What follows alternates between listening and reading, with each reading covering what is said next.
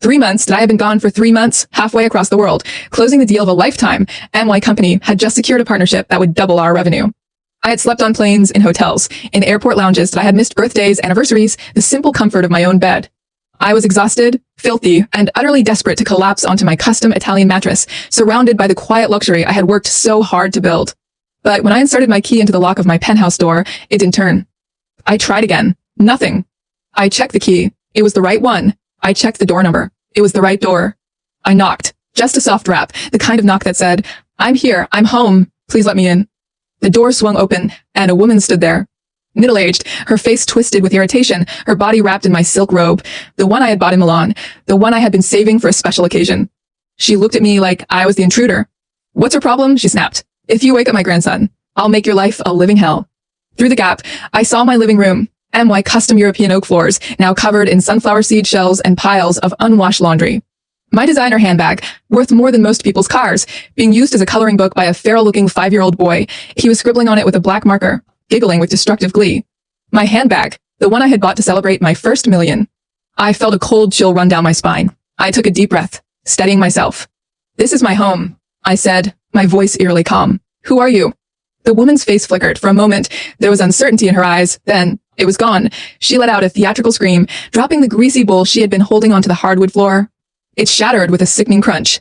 "Help! Help! Someone call the police. There's a crazy woman trying to break in and steal my home."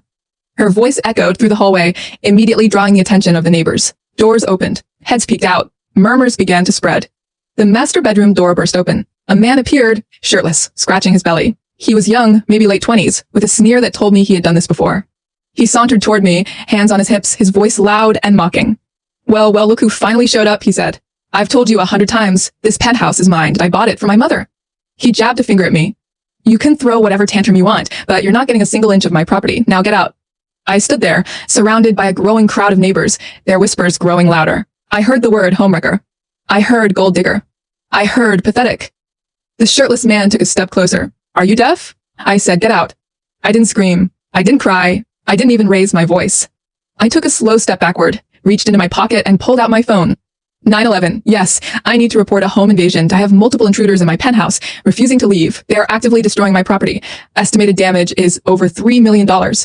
Please send officers immediately. I kept my eyes locked on the shirtless man's face as I spoke. His smirk faltered. His mother's face went pale.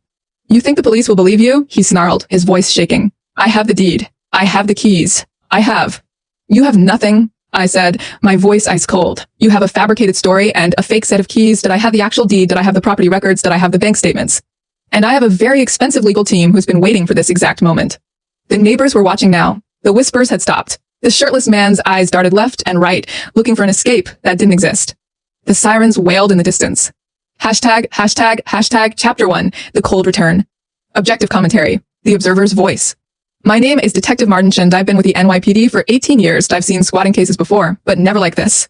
Never with this level of audacity, never with this level of destruction, and never with a victim who was this calm. When I arrived at the penthouse, I was prepared for chaos. What I found was a scene of surreal calm. A woman in a business suit, standing perfectly still in the hallway, surrounded by a crowd of confused neighbors. Inside, a shirtless man and a woman in a silk robe were screaming at each other, pointing fingers, trying to fabricate a story. The woman, her name was Eleanor Vance, I would learn later, was utterly composed. She handed me her ID, her property records, and the keys to the apartment. She didn't raise her voice. She didn't cry. She simply stated the facts. "Detective, this is my home. Did I purchased it 3 years ago? Did I have the mortgage documents, the title deed, and the property tax records? These people are trespassing. They've been destroying my belongings and impersonating the owners." The shirtless man, whose name was Derek, tried to interrupt. "She's lying. This is my apartment. I bought it with cash." I looked at him. "Do you have proof of purchase?" He faltered. I have a deed. My mother has it." His mother, who was still clutching my robe, suddenly looked very small. She reached into her pocket and pulled out a crumpled piece of paper. I took it, unfolded it, and immediately saw it was a forgery, a bad one. "The ink is wrong," I said. "The watermark is missing. The notary stamp is for a county that doesn't exist. This is a fake." Derek's face went white. "That's impossible. I paid a lot of money for that." "You paid a lot of money for a piece of garbage," I said. "You're under arrest." Objective commentary. The Observer's Voice. Eleanor Vance watched the police lead Derek and his mother out of her penthouse. She didn't smile. She didn't gloat. She just watched, her expression unreadable. I approached her. Ma'am, I need to ask you a few questions. How long were you away? 3 months, she said. I was overseas on business. And these people just moved in? She nodded. It appears so. They changed the locks, moved in, and started acting as if they owned the place. She paused. The neighbors must have seen them. Did anyone report anything? I shook my head. They said they thought you had rented the place out. They said you seemed legitimate.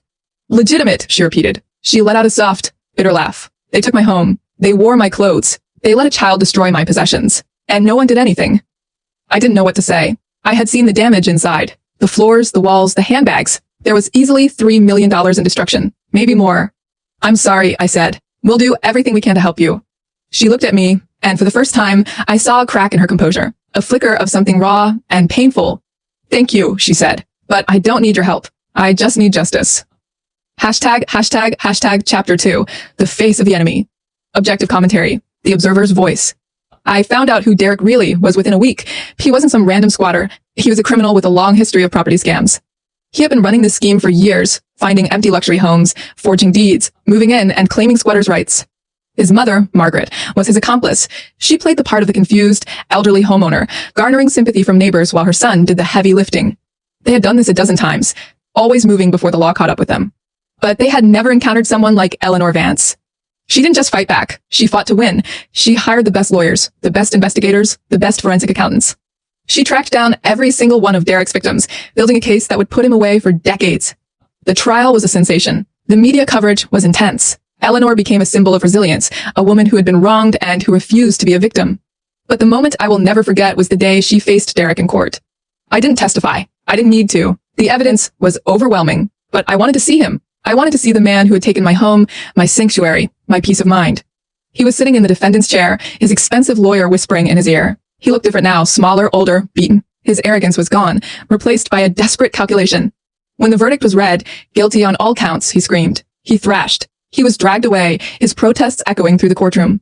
I didn't feel joy. I didn't feel satisfaction. I just felt tired. Tired of fighting. Tired of being strong. Tired of pretending that none of it had affected me. I stood up and walked out of the courtroom. I didn't look back. Objective commentary. The observer's voice. I met Eleanor in the hallway outside the courtroom. She was surrounded by reporters, flashing cameras, and microphones. But she looked past them all and found me. It's over, she said. Finally. I nodded. How do you feel?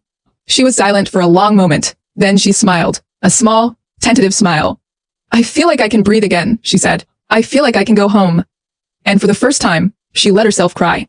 Hashtag chapter 3. The cost of vengeance. Objective commentary. The observer's voice. Eleanor Vance's victory was complete, but it came at a cost. The damage to her penthouse was extensive. The floors had to be replaced, the walls repainted, the furniture thrown out, her handbag, her shoes, her clothes, all ruined. The total came to over $4 million. Derek and Margaret had no money. They'd spent everything. Eleanor was left to cover the repairs herself. She could have been bitter. She could have been consumed by anger, but she wasn't. She just got to work. She renovated the penthouse, making it even more beautiful than before. She donated the damaged items to charity, turning her loss into someone else's gain. She wrote a book about her experience, a guide to protect yourself from property scams. And she started a foundation to help victims of squatting and fraud, a foundation to make sure that no one else would ever have to go through what she had gone through. I watched her transform from a victim into an advocate. I watched her take her pain and turn it into purpose. And I knew, without a doubt, that she was one of the strongest people I had ever met. Hashtag chapter 4. The return. Objective commentary. The observer's voice. The first time I walked into my renovated penthouse after the trial, I felt a strange sense of peace. It was clean. It was quiet. It was mine. I walked through the rooms, touching the walls, the furniture, the art. I opened the closet and saw my clothes, untouched, waiting for me. I walked to the window and looked out at the city I had built, the city I had conquered. I thought about Derek and Margaret sitting in prison cells, their lives destroyed. I thought about the boy, the grandson, who had been caught up in their scheme. I hoped he would have a better life, a different life. I thought about all the years I had spent building this life, and all the months I had spent watching it nearly crumble, and I realized that I'd been given a gift, a second chance. A reminder of what I had to lose. I didn't need revenge. I didn't need justice. I just needed to move forward. And that is exactly what I did. Hashtag epilogue, the queen of her own castle. It has been 2 years since the trial. 2 years since I stood in a courtroom and watched my enemy be led away in chains. I have rebuilt my life. My penthouse is more beautiful than ever. My business is thriving. My foundation is making a real difference in the lives of others. I have also found love, A man who respects me, who values me, who sees me for who I truly am. He doesn't try to control me or diminish me or take what is mine. He just loves me. I think about Derek sometimes. I think about the man who thought he could take everything from me and get away with it. I think about his arrogance, his greed, his complete and utter foolishness. And I smile. Because I won. I won because I was patient. I won because I was strategic. I won because I knew that the truth would always set me free.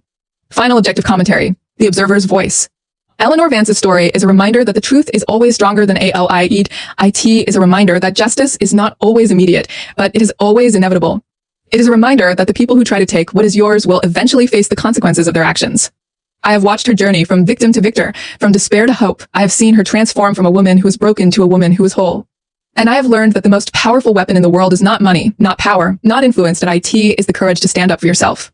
Eleanor Vance is a force of nature. She is unbreakable. She is unstoppable. And her story is one that will inspire generations to come.